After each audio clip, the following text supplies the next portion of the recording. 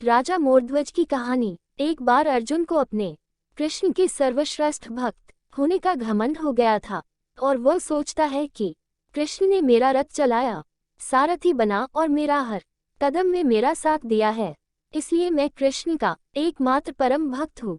पर भगवान कृष्ण को तो आप जानते हो, वह अपने भक्त का अभिमान घमंड दूर करने और सही रास्ते में लाने के लिए क्या क्या लीला करते हैं और उसकी अभिमान का मर्दन करते हैं और सही रास्ते में लाते हैं और अपने सच्चे भक्त का मान बढ़ा देते हैं। एक दिन कृष्ण और अर्जुन साधु का वेश धारण करके और अपने साथ एक शेर को ले जाकर राजा मोरध्वज के राजमहल के द्वार में आते हैं। जब राजा को ये बात पता चलती है कि उसके द्वार पर दो साधु आए हैं, जो राजा उसके सम्मान में दौड़कर जाते हैं, क्योंकि राजा परमदानी था और विष्णु भक्त था। राजा अपने द्वार पर आए अतिथि को खाली हाथ नहीं लौटाते थे। तब राजा ने अतिथि का सम्मान किया और आग्रह किया कि आप मेरे महल में चलो और भोजन करने का आग्रह करता है।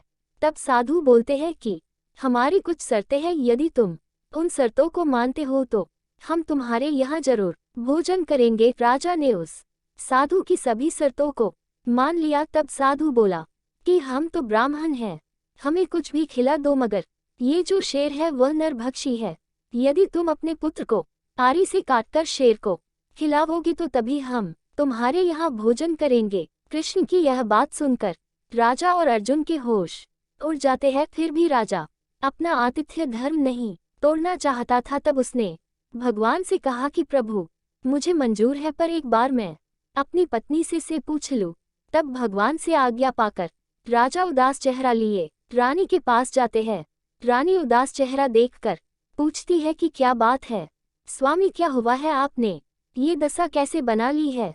तब राजा सभी बात को रानी को बताते हैं। रानी की आंखों से अश्रु की धार फूट पड़ती है, परंतु रानी एक पतिव्रता नारी थी, वह राजा की इस दशा को देख नहीं सकती है और कहती है कि स्वामी, कोई बात नहीं है, आप अपना वचन निभावो, आपकी आन पे तो हमारे लाखों पुत्र कुर्बान। आप जाके साधु को अंदर ले आए। राजा मन ही मन सोचता है कि ऐसी पत्नी धन्य है जो पति की मान की खातिर अपने प्यारे पुत्र को हंसते हंसते बलि दे दे। तभी अर्जुन के मन में ये बात चल रही है कि प्रभु ने ऐसा क्यों किया। तब प्रभु से बोला कि प्रभु, ये आप क्या कर रहे हैं, आपने राजा से ये क्या मांग लिया। तब कृष्ण बोला, अभी तुम शांत रहो और बस देखते जाओ। तब राजा तीनों को अंदर ले जाते हैं और भोजन की तैयारी में जुट जाते हैं। भगवान को 56 भोग दिया गया, मगर अर्जुन से भोजन गले से नहीं उतर रहा था।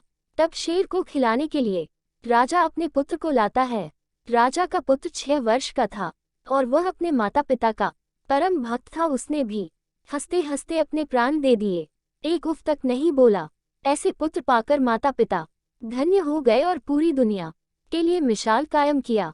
तब राजा ने अपने हाथों से उस पर आरी चलाकर उसको फाड़ा, उसके बीच से 2 टुकड़े किए और शेर को परोसा गया। तब भगवान ने भोजन ग्रहण किया। तब रानी ने अपने पुत्र के 2 हिस्से देखे तो वो रो पड़ी। तब भगवान ने इस बात पर गुस्सा कर गए कि लड़के का एक फर कैसे बच गया, जबकि राजा ने दोनों हिस्से शेर को दिए थे। भगवान रुष्ट होकर जाने लगते हैं। तब राजा रानी ने उसके चरण पकड़ लिए। अब अर्जुन का घमंड चूर चूर हो चुका था। अब अर्जुन भगवान के चरणों में गिर गए और बिलक बिलक कर रोने लगे और बोला, आपने मेरा घमंड तोड़ने के लिए उसके पुत्र को उसी के हाथों मरवा दिया और अब आप रुष्ट होकर जा रहे हो। प्रभु, ये कहाँ का न्याय है।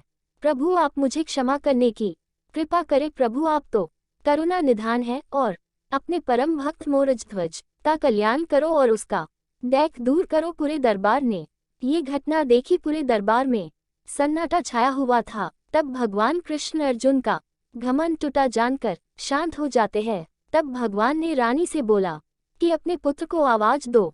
रानी ने सोचा कि मेरा पुत्र तो मर गया है, अब इसका क्या मतलब। फिर भी साधु की आज्ञा मानकर अपने पुत्र रतन कंवर को आवाज देती है।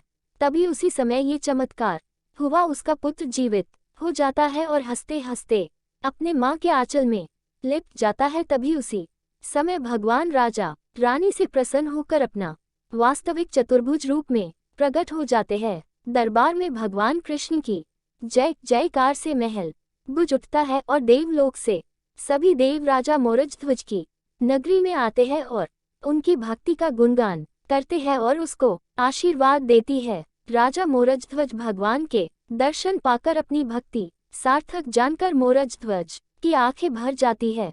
तब भगवान ने वरदान मांगने को कहा। तब राजा रानी ने वरदान मांगा और बोला कि प्रभु, आप कभी भी इतनी कठोर परीक्षा अपने भक्तों की ना ले जिस तरह आपने हमारे लिए, बस यही वरदान दो कि हम सदा ही आपकी भक्ति में लीन रहे। भगवान ने ऐसा वरदान सुनकर कहा में प्रसन्न हुआ और उसको सदा सदा के लिए अपना परम भक्त होने का वरदान देते हैं। बोलिए श्री कृष्ण कन्हैया लाल की जय। दोस्तों, कृष्ण जी की जय बोलिए और वीडियो को लाइक शेयर एंड चैनल को सब्सक्राइब करना मत भूलिए।